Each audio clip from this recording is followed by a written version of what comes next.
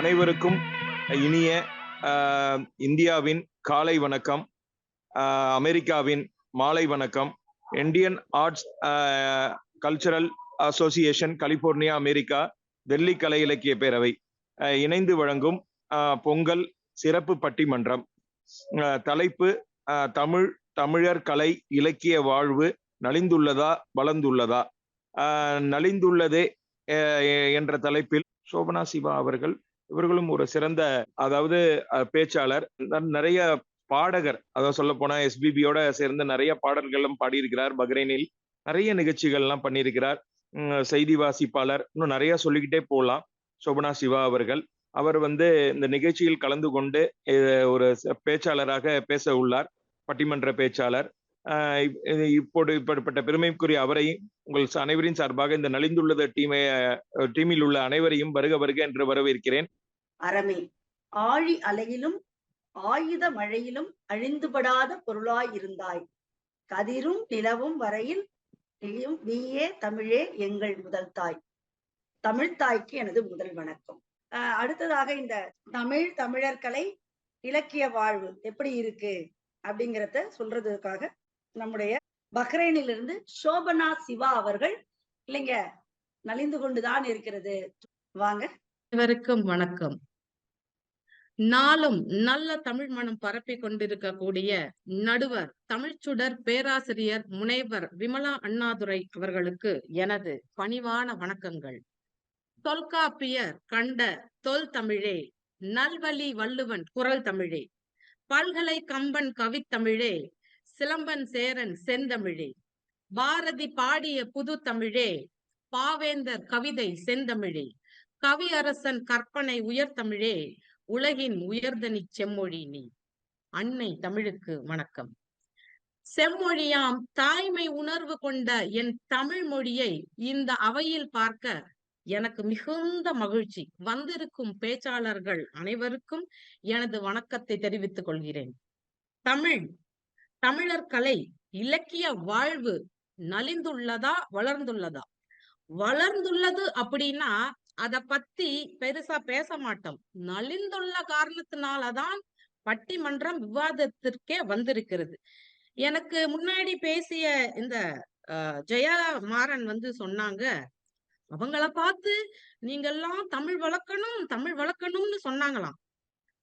Already வளர்ந்திருந்தா ஏங்க வளர்க்கணும்னு சொல்ல போறோம்? நலிந்து கொண்டிருக்கிற காரணத்தினாலதான் தமிழை வளர்க்கணும்னு சொல்றாங்க. அப்புறம் நம்ம விஜய் வெங்கட் பேசினாங்களே, ஐயோ அவங்கள மாதிரி யாருமே பேச முடியாது. நகைக்கடைக்கு விளம்பரத்துக்கு வர்றாங்களாம், பிரபு வர்றாராம், மாதவன் வர்றாராம், எல்லாரும் நகைக்காக விளம்பரத்துக்கு அட்வர்டைஸ்மெண்ட்ல வர்றாங்கன்னாங்க. தமிழ் வளர்க்கறதுக்காக இவங்கெல்லாம் வந்தா ரொம்ப சந்தோஷமா இருக்கும், அதுதாங்க நாங்க சொல்றோம். அப்புறம் சொன்னாங்க, யூடியூப்ல தமிழை வளர்த்து அதுல சம்பாரிச்சு என்னென்னமோ செய்யறாங்களா. யூடியூப்ல தமிழ் பற்றி வர்ற வீடியோஸ் அத பாத்தீங்கன்னா அதுல 100 பேருக்கு மேல வியூவர்ஸ் இருக்கவே மாட்டாங்க. ஆனா அதே யூடியூப்ல தரம் தாழ்ந்து இருக்க நிகழ்ச்சிக்கு பாத்தீங்கன்னா நிறைய இளைஞர்கள் பாக்குறாங்க, அதுக்கு நிறைய வியூஸ் வருது. தமிழ் நலிந்துதாங்க போயிருக்குது. அப்புறம் நம்ம விஜய் வெங்கட் சொன்னாங்க, ரொம்ப ஈஸியா hi Dude, hi bro, hi அப்படின்னு சொல்லிட்டு போலாமே அப்படின்னு சொன்னாங்க. இந்த ஹை டியூட், ஹை வேப் இதெல்லாம் எந்த தமிழ் அகராதியில இருக்குன்னு தெரியல நடுவர் அவர்களே. உலகின் தொன்மையான மொழின்னா நம் தமிழ் மொழிதான். அந்த தமிழ் மொழியை காத்து வளர்ப்பது நம்மள ஒவ்வொருடைய கடமை. அதனாலதான் முடிஞ்ச வரைக்கும் மத்த மொழி சொற்கள் கலக்காம பேசினாலே போதும், தமிழ் இன்னும் பல கோடி வருடங்களுக்கு நீடித்து நிலைக்கும். பாத்தீங்கன்னா நடுவர்களே, காலையில பாத்தீங்கன்னா குட் மார்னிங், சாயங்காலம் குட் ஈவினிங், இரவுல குட் நைட், அப்புறம் lunch, dinner, tiffin, mummy, daddy, anti, uncle இப்படின்னு மட்டும் இல்லாம அதை விட கொடுமை இன்னைக்கு என்ன தெரியுமா? நம்ம தொலைக்காட்சியில அவள Tamil, hello hi viewers, good evening, இந்த ப்ரோக்ராம் வெரி நியூ, இது ரொம்ப புதுசு, நீங்க எல்லாம் நல்லா என்ஜாய் பண்ணணும், ஜாலியா இருக்கணும், அதான் எங்க எய்ம். அதுக்காக தான் நம்ம ரொம்ப ரிச்சா எடுத்து பண்றோம். இதுல நீங்க பார்ட்டிசிபேட் பண்ணணுமா, எங்களுக்கு டயல் பண்ணுங்க. இப்படிதாங்க ஊடகங்கள் தமிழ் வளர்த்து கொண்டிருக்கிறது. இப்படியே போய்கிட்டு இருந்தா நாளைக்கு தமிழ்நாட்டின் தமிழின் நிலை எப்படி இருக்குமோ அப்படின்னு அதை நினைச்சு எங்களுக்கு ஒரு பயம் வருது. நீங்களும் சொன்னீங்க நடுவர் அவர்களே, நம்ம விஜய் வெங்கட் சொன்னாங்க, எனக்கு ஜெயாமாறனும் சொன்னாங்க. ஜல்லிக்கட்டுக்கு எல்லாரும் போராடினாங்க. இந்த தமிழ் பண்பாட்டெல்லாம் நாங்க மறக்கவே இல்லை. அதெல்லாம் சரிங்க. ஜல்லிக்கட்டு வேண்டும் அப்படின்னு எழுதுறான்னு ஒருத்தன் சொல்றான். அடே, ஜல்லிக்கட்டுக்கு ஜா போடணுமா இல்ல ஜே போடணுமா? அதுக்கு ஜாக்கு கொம்பு வருமா வராதா அப்படின்னு கேக்குறான். அதுக்கு அவன் சொல்றான், மச்சான் தெரியலடா. இப்படிதான் தமிழின் நிலைமை இருக்கிறது. இப்போ நம்ம தமிழர் கலைக்கு வருவோம். சிலப்பதிகாரத்துல மணிமேகலை அப்படிங்கிற நாட்டிய பேரொலி 11 வகையான நாட்டியங்கள் ஆடியதாக வரலாறு. அந்த 11 அப்படின்னு இப்ப கேட்டீங்கன்னா அது யாருக்குமே தெரியாது. அது பிரச்சனை இல்ல. 11ல ஒண்ணு என்ன தெரியுமா? குடக்கூத்து அப்படிங்கிற ஒரு நாட்டியத்தை மணிமேகலை ஆடினார். எப்போ? 2000 வருஷத்துக்கு முன்னாடி ஆடிய நடனங்கள்ல ஒண்ணுதான் இந்த குடக்கூத்து. அரசவையிலே அரண்மனைக்குள்ளே 2000 ஆண்டுகளுக்கு முன்னால் மணிமேகலை ஆடிய குடக்கூத்து தான் இன்று தெரு சந்துகளில் வயிற்று பிழைப்புக்காக ஆடுகின்ற கரகாட்டம் என்றால், இன்று கலைகள் வளர்ந்து இருக்கிறதா? தளர்ந்துதான் இருக்கிறது. இறைப்பையின் தோல் ஒட்டி போன தோற்பாவை கூத்து கலைஞர்களுடைய வாழ்க்கை இன்றைக்கு என்ன ஆனது என்றே தெரியவில்லை. இதுதான் சமூகத்தின் வளர்ச்சியா? 87 நாட்டிய கலைகளில் 8 கூட மிஞ்சி இருக்கவில்லை என்றால் தமிழ் கலைகள் நலிந்துதான் போயிருக்கிறது. தமிழ் கலைகள்ல கட்டிடக்கலையும் ஒண்ணு. இப்ப இருக்கிறவங்க வீடு கட்டும்போது பாத்தீங்கன்னா, எனக்கு ஒரு ரூம், அவருக்கு ஒரு ரூம், குழந்தைக்கு ஒரு ரூம் அப்படியெல்லாம் பார்த்து கட்டுறாங்க. இந்த காலத்துல முகம் தெரியாதவர்கள் தங்கிவிட்டு போவதற்கு திண்ணை வைத்து வீடு கட்டிய மரபு நம் தமிழர் மரபு. இது நம்ம இலக்கிய இலக்கணங்கள்ல சொல்லி இருக்கு. அதெல்லாம் இப்போ நலிஞ்சு போச்சு. அது மட்டும் இல்ல, விருந்தோம்பலுக்கு பெயர் போன நம் தமிழர் பண்பாடு இன்னைக்கு யாராவது வர்றாங்கன்னு வச்சுக்கோங்களேன், விருந்தாளி யாராவது வந்தாங்கன்னா வாசல்லே நின்னுட்டு அவங்க பேசிட்டு அப்படியே வழி அனுப்புறதும், அப்படியே அவங்க வந்துட்டாலும் பேசிக்கிட்டு இருந்தா இவங்க எப்ப எந்திரிச்சு கிளம்புவாங்க அப்படின்னு. அப்புறம் கிளம்பும் போது சும்மா ஒரு ஃபார்மாலிட்டிக்கு ஒரு காப்பி குடிச்சிட்டு போலாமே அப்படின்னு கேக்குறது. சைவ சமய குறவர்களாகிய அப்பர், திருநாவுக்கரசர், மாணிக்க வாசகர், சுந்தரர் இவர்கள் எல்லாருமே சைவத்தோட சேர்த்து தமிழை வளர்த்தார்கள். தமிழோடு சேர்த்து சைவத்தை வளர்த்தார்கள். அவர்கள் பாடிய பாடல்களில் தமிழ் பண்கள் அப்படியே உலகத்தின் இலக்கியங்கள் எல்லாம் இறைவனை பாடிய போது இறைவனே இலக்கியம் பாடிய மொழியாக தமிழ் இருந்தது. இன்னைக்கு இருக்கும் தலைமுறையை கூப்பிட்டு இதெல்லாம் கேள்விப்பட்டிருக்கியாப்பா அப்படின்னு கேட்டா கூட அவன் என்ன சொல்லுவான் தெரியுமா? எனக்கு தெரிஞ்சதெல்லாம் ஒரே ஒரு பாட்டு தாங்க. என்ன வேணா நடக்கட்டும், நான் சந்தோஷமா இருப்பேன். உசுரு இருக்கு, வேற என்ன வேணும், உல்லாசமா இருப்பேன். ரக்கிட்ட ரக்கிட்ட ரக்கிட்ட ரக்கிட்ட ரக்கிட்ட ரக்கிட்ட. இலக்கிய வாழ்வு ஊன்னுதான் போய்கிட்டு இருக்கு. 30 கோடி இலக்கியத்தை வளர்க்கறதுக்கு நமக்கு ஒரு பாரதியார் கிடைச்சார். 30 கோடியில நமக்கு ஒரு விவேகானந்தர் கிடைச்சார். 30 கோடியில நமக்கு ஒரு திருவள்ளுவர் கிடைச்சார். சீனாவை தாண்டி மக்கள் தொகையில இந்தியா முதலிடத்துல இருக்குது.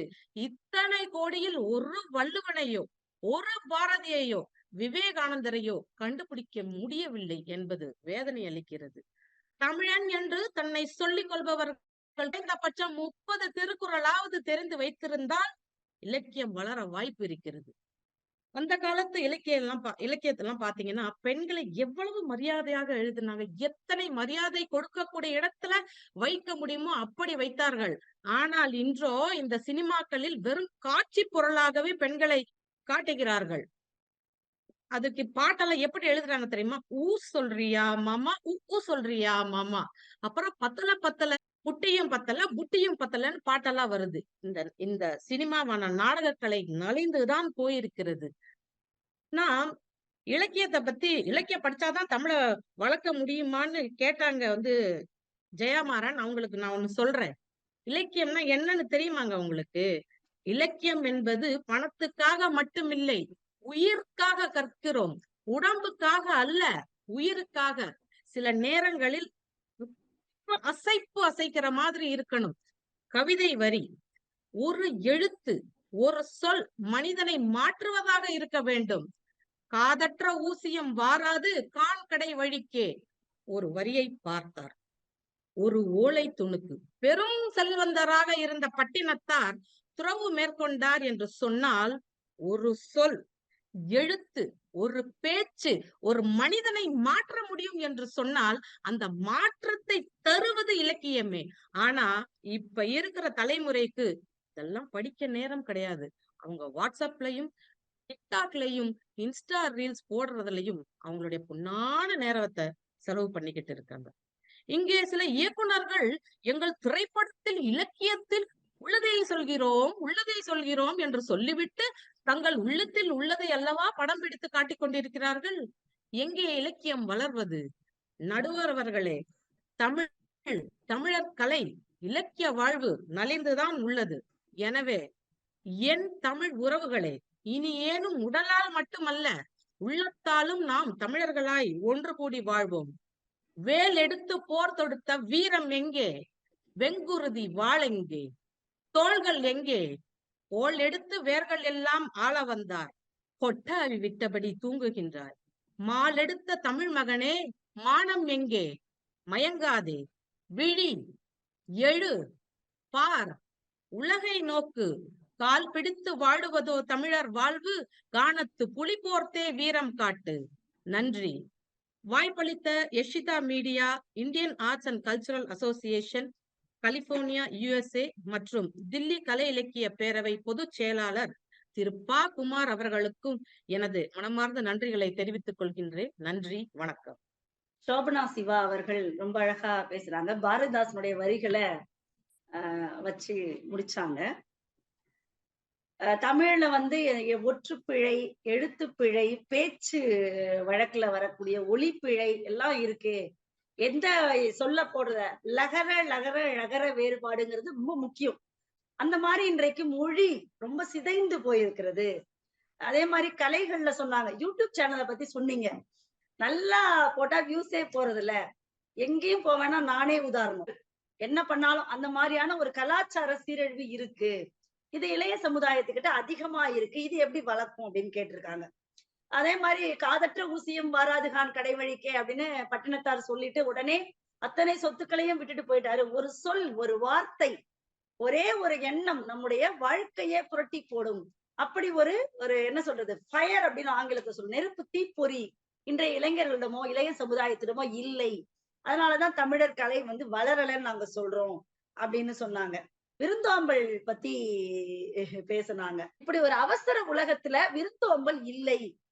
வள்ளுவன், விவேகானந்தன்லாம் இன்னைக்கு இல்லையே. 100 இளைஞர்களை தாருங்கள், நான் அவர்களை வந்து ஒரு சிறந்த குடிமகன்களாக மாற்றி காட்டுகிறேன் என்று ஒரு விவேகானந்தர் சொன்னார். அந்த ஒரு விவேகானந்தர் கேட்ட 100 இளைஞர்களும் இல்லை. அந்த இளைஞர்களை உருவாக்கக்கூடிய விவேகானந்தரும் இல்லை அப்படின்னு அந்த செய்தியை பதிவு செய்திருக்கிறாங்க. குடக்கூத்து பத்தி தொடக்கத்திலே சொன்னாங்க. தெரிந்த அந்த சமூக பண்பாடு இன்றைக்கு இல்லை என்று சோபனா சிவா அவர்கள் மிக அழகாக தன்னுடைய வாதத்தை பதிவு செய்திருக்கிறார்கள்.